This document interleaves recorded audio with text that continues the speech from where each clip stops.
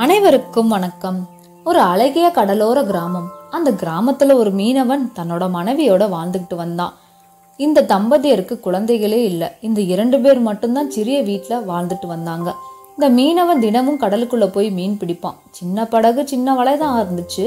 ஆனா அந்த வலை ததும்ப அவனுக்கு எப்பயும் மீன்கள் கிடைக்கும்.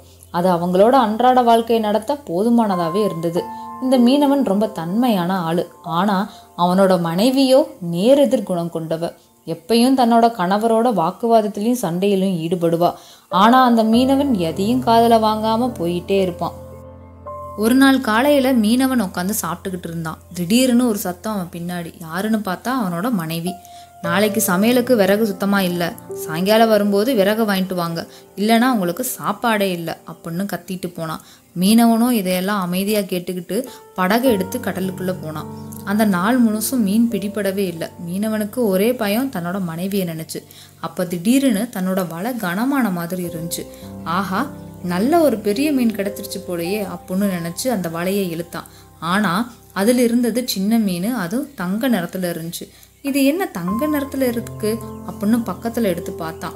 அதை பார்த்தா ஒரு குரல் கேட்டுச்சு. அந்த குரல் வேற யாரோடதும் இல்லை, அந்த தங்க மீனோட தான். உன்னால பேச முடியுமா அப்படின்னு ஆச்சரியத்தோட கேட்டான் மீனுக்கிட்ட. அதுக்கு அந்த மீனும், ஆமா நான் தான் பேசினேன், என்னை விட்டுரு, நீ என்ன கேட்டாலும் நான் தரேன் அப்படின்னு சொல்லுச்சு. உடனே மீனவன் யோசிச்சான். இந்த சின்ன மீனை போய் வித்தா யாரும் வாங்க போறதில்ல அப்படின்னு நினைச்சு கடலுக்குள்ளேயே விட்டுட்டான். உயிர் பிழைச்ச மகிழ்ச்சியில துள்ளி குதிச்ச மீன், உனக்கு என்ன வேணும் அப்படின்னு கேட்டுச்சு. அதுக்கு அவன், வீட்டுக்கு போனா மனைவி விறகு கேட்பா, உன்னால முடிஞ்சுன்னா அதை மட்டும் கொடு அப்படின்னா. சரி வீட்டுக்கு போ, அங்க விறகு இருக்கும் அப்படின்னு சொல்லிட்டு மீன் கடலுக்குள்ள போயிடுச்சு. அந்த மீனவன் தயக்கத்தோட வீட்டுக்கு போனான். மீன் சொன்ன மாதிரி விறகு வீட்டுல இருக்குமா, இல்ல மனைவி வகுந்துடுவாளே அப்படின்னு புலம்பிக்கிட்டே இருந்தான். ஆனா வீட்டுக்கு போனா பெரிய அதிர்ச்சி. வீட்டோட ஒரு பகுதி முழுக்க விறகாவே இருந்தது. வீட்டுக்குள்ள போய் தன்னோட மனைவி கிட்ட நடந்தது எல்லாத்தையும் மீனவன் சொன்னான். உடனே மனைவி விறகு எல்லாத்தையும் பார்த்துட்டு மீனவனை திட்ட ஆரம்பிச்சுட்டா. முட்டாளே, வெறும் விறக வச்சு எப்படி சமைக்கிறது? சாப்பாட்டிற்கு தேவையான அரிசி, தானியம், காய்கறி எல்லாம் வேணும்ல, அதையும் கேட்டிருக்கலாம்ல. சரி இப்போ போய் கேளு அப்படின்னு மீனவனை அனுப்புனான். மீனவனும் மீன் கிட்ட போய் கேட்டான். அதுவும் கொடுத்துருச்சு. இப்படியே நாட்கள் போக மீன்கிட்ட வரம் கேட்டு வேலைக்கு போகாமலே மீனவனும் மனைவியும் சந்தோஷமா வாழ்ந்துட்டு வந்தாங்க. மீனவன் மனைவியோட அலமாரி முழுசும் துணிமணிகள் நிரம்பி வழிஞ்சிச்சு. கொஞ்ச நாள் கழிஞ்சிச்சு. ஒரு நாள் மீனவன் மனைவியும் தனது சொந்தக்காரங்கள் வீட்டில் நடந்த விசேஷத்திற்கு போயிருந்தாங்க. அங்க அவங்க பெரிய வீடு, நகைகளோட ரொம்ப பிரம்மாண்டமா வாழ்ந்துட்டு வந்தாங்க.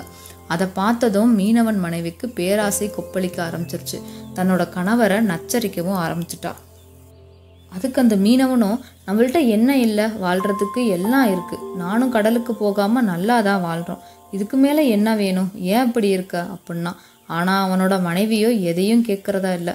சரி மீனுக்கிட்ட போய் கேட்குறேன் அப்படின்னு மீனவன் கடலுக்கு போய் மீனை கூப்பிட்டு, மீனே எனக்கு பெரிய வீடு, நகைகள் எல்லாம் வேணும் அப்படின்னு கேட்டான். அதுவும் உன் விருப்பப்படியே அப்படின்னு சொல்லிட்டு கடலுக்குள்ள போயிடுச்சு. வீட்டுக்கு வந்து பார்த்தா எல்லாமே மாறிடுச்சு. மீனவன் அதிர்ச்சியில உறைஞ்சிட்டான். உடனே தன்னோட மனைவி கிட்ட, இதுக்கு மேல என்ன வேணும், இனிமே நம்ம மகிழ்ச்சியா வாழலாம் அப்படின்னு தன்னோட மனைவி கிட்ட சொன்னான். ஆனா இப்பதான் ஒரு புது பிரச்சனை முளைச்சிருக்கு. இவ்வளவு தங்கம் வீட்டுல இருந்தா வீட்டை திருடர்கள் சூறையாடிடுவாங்க, பாதுகாப்பு வேணும், என்ன செய்யலாம் அப்படின்னு மனைவி யோசிக்க, நம்ம தான் இருக்கிறோம்ல, பார்த்துக்கலாம் அப்படின்னு மீனவன் சொல்ல, இல்லை நீ மீனுக்கிட்ட போய் கேளு அப்படின்னு மீனுக்கிட்ட விரட்டி அடிச்சா மனைவி. மீனவனும் கடலுக்கு தயங்கி போய் மீனை சத்தம் போட்டு கூப்பிட்டான். மீன் வரல. அதுக்கு பதிலாக ஒரு வெளிச்சம் போல தோன்றுச்சு. கடலுக்குள்ள இருந்த மீனோட சத்தம் தான் அது. தன்னோட மனைவி சொன்னதை எல்லாத்தையும் சொல்லி மீனுக்கிட்ட வரம் கேட்டான். மீனும் உன் விருப்பப்படியே ஆகட்டும் அப்படின்ச்சு. அந்த வெளிச்சமும் மறைஞ்சிருச்சு. மீனவனும் வீட்டுக்கு போனான். வீட்டுக்கு முன்னாடி ஏதோ ஒரு பெரிய உருவம் இருக்கிறத உணர்ந்தான். மீன் தான் தன்னோட பாதுகாப்பிற்காக ஏதோ ஒன்று அனுப்பியிருக்கு அப்படின்னு நினைச்சான். பக்கத்துல வர அந்த உருவம் பயங்கரமா இருந்துச்சு. கைவிரல்கள் நீளமா, நகங்கள் கோரமா, பற்கள் எல்லாம் பெருசா, ஒரு அரக்கிய போல இருந்துச்சு. பக்கத்துல வந்து பார்த்தா அது யாரும் இல்ல, அது அவனோட மனைவி. அவனுக்கு என்ன செய்யறதுனே தெரியல. அவள்கிட்ட, நீ எப்படி மாறின அப்படின்னு கேட்க, அந்த மீன் தான் என்னை இப்படி மாத்திருச்சு, இனிமே எங்க வீட்டுக்கு யார் வருவாங்க அப்படின்னு கலங்கி அழுதா. மீனவனும் கடலுக்கு வேகமா போனான். எவ்வளவு கூப்பிட்டாலும் மீன் வரவே இல்லை, பதிலும் தரவே இல்லை. மீனவனோட மனைவி தன்னோட பேராசையால அரக்கியானதுதான் மிச்சம்.